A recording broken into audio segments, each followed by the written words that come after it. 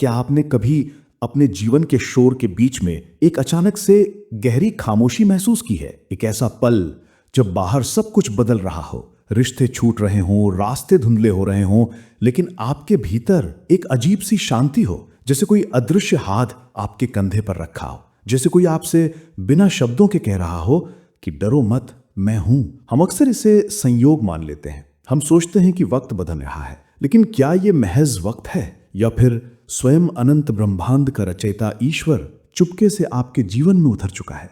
परमहंस योगानंद जी ने एक बहुत सुंदर बात कही थी कि ईश्वर विस्पर्स करते हैं, ईश्वर चिल्लाते नहीं हैं, वो शोर नहीं मचाते, वो केवल फुसफुसाते हैं। वो अपने उपस्थिति का ढोल नहीं पीटते, बल्कि वो आपकी अंतरात्मा में, आपकी चेतना में मौन रूप से कार्य करते हैं। आज इस वीडियो में हम उन 5 गुप्त संकेतों की गहराई में उतरेंगे जो बताते हैं कि परमात्मा अब दूर नहीं है, वो आपकी कमान संभाल चुके हैं, वो आपकी मदद कर रहे हैं, लेकिन उस तरह नहीं जैसा आप सोचते हैं।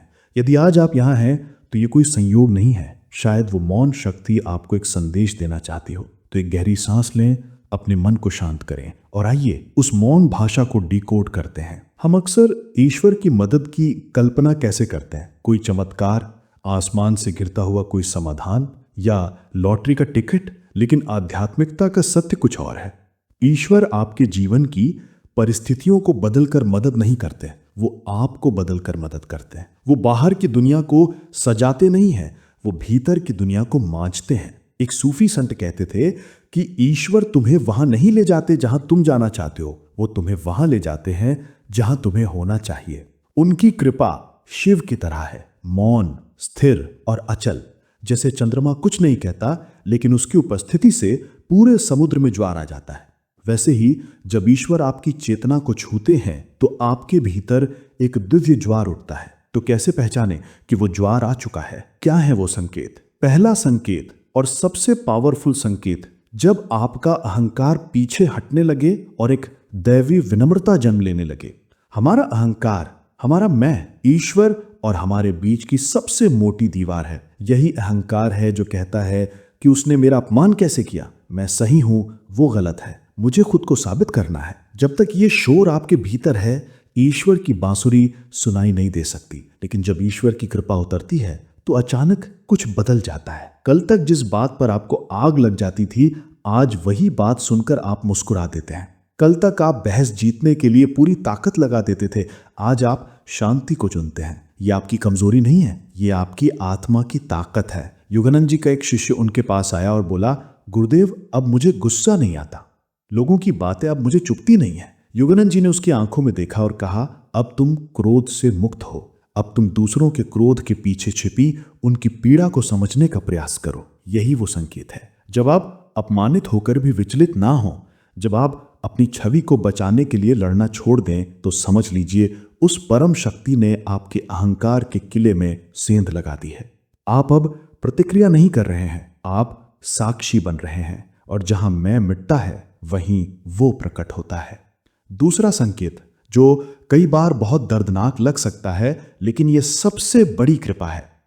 जब पुराने संबंध, आदतें और मोह अपने आप छूटने लगें। जीवन में हम बहुत सी चीजों को कसकर पकड़े रहते हैं। कुछ रिश्ते जो हमारी आत्मा को निचोड़ रहे हैं, कुछ आदतें जो हमें बेहोश कर रही हैं, कुछ यादें जो बोझ बनी हुई हैं। हम डरते हैं उन्हें छोड़ने से। हमें लगता है कि अगर ये छूट गए तो हम अकेले रह जाएंगे। लेकिन जब ईश्वर आपके जीवन का रथ अपने हाथों में लेते हैं तो वो सफाई शुरू करते हैं। जैसे पतझड़ में पेड़ सूखे पत्तों को गिराने के लिए संघर्ष नहीं करता, वे बस गिर जाते हैं, वैसे ही आपके जीवन से वो लोग दूर होने लगते हैं जो आपकी आध्यात्मिक यात्रा के अनुकूल नहीं है। वो आदतें अब आपको स्वाद नहीं देती, वो पुरानी महफिलें अब आपको रास नहीं आती। इसे आध्यात्म में वैराग्य नहीं, विवेक कहते हैं।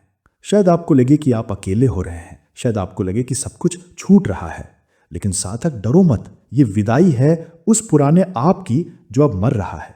जगह बनाई जा रही है कुछ नए, कुछ भव्य और कुछ दिव्य के लिए। सनातन सत्य कहता है, जो जा रहा है वो बाधा था, जो आ रहा है वो मार्ग है। अगर आपके जीवन में ये शून्य आ रहा है तो उत्सव मनाइए, क्योंकि केवल खाली बांसुरी में ही कृष्ण अपनी धुन बजा सकते हैं। तीसरा गहरा संकेत, जब आपको कम में अधिक मिलने लगे।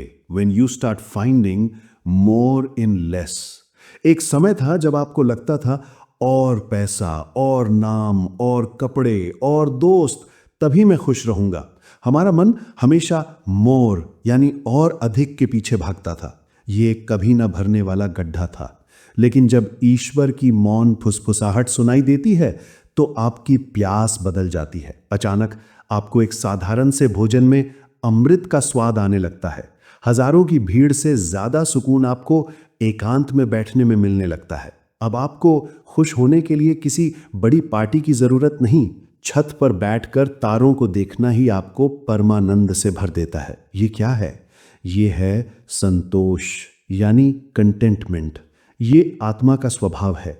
एक बार एक सफल कॉरपोरेट व्यक्ति जिसके पास दुनिया की हर दौलत थी फिर भी खालीपन महसूस करता था। जब ईश्वर की कृपा उस पर हुई तो उसकी दौलत कम नहीं हुई, लेकिन उस दौलत के प्रति उसकी भूख मिट गई। उसने पाया कि असली अमीरी बैंक बैलेंस में नहीं बल्कि भीतर की स्थिरता में है। जब आपको बाहर की चकाचौंध फीकी लगने लगे और भीतर का अंधेरा रोशन लगने लगे तो समझिए ईश्वर आपको दुनिया से हटाकर अपनी ओर खींच रहे हैं।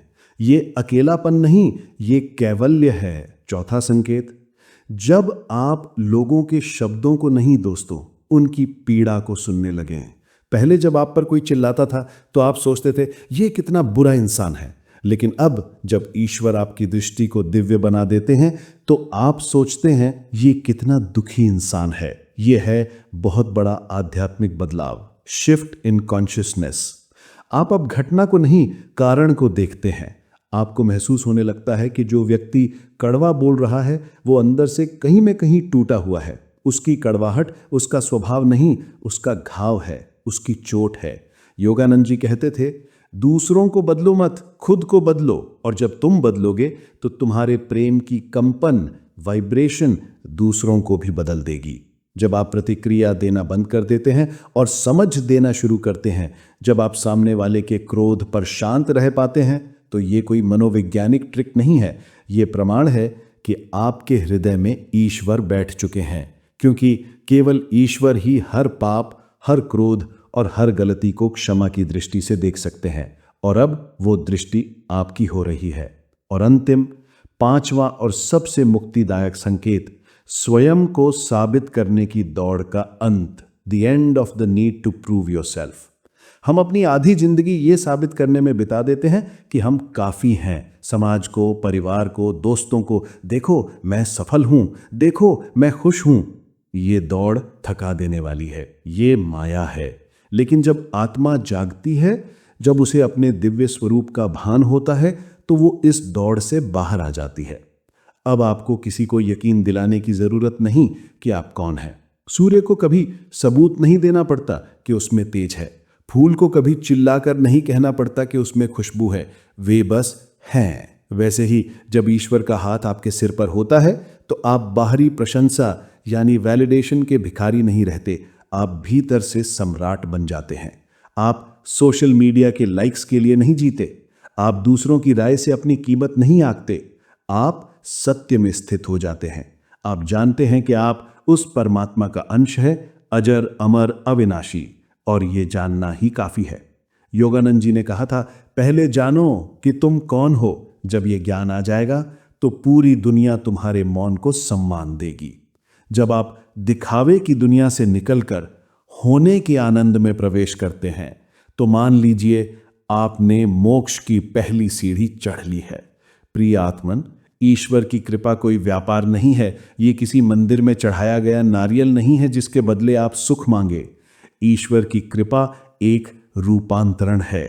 अगर आज आपने इन 5 संकेतों में से किसी एक को भी अपने भीतर महसूस किया है, अगर आपका गुस्सा शांत हो रहा है, अगर आपके मोह की रस्सियां ढीली पड़ रही हैं, अगर आप कम में खुश हैं और खुद को साबित करने की दौड़ से थक चुके हैं, तो घबराइए नहीं दोस्तों, आप खो नहीं रहे, आप पाए जा रहे हैं। परमात्मा आपको तराश रहे हैं।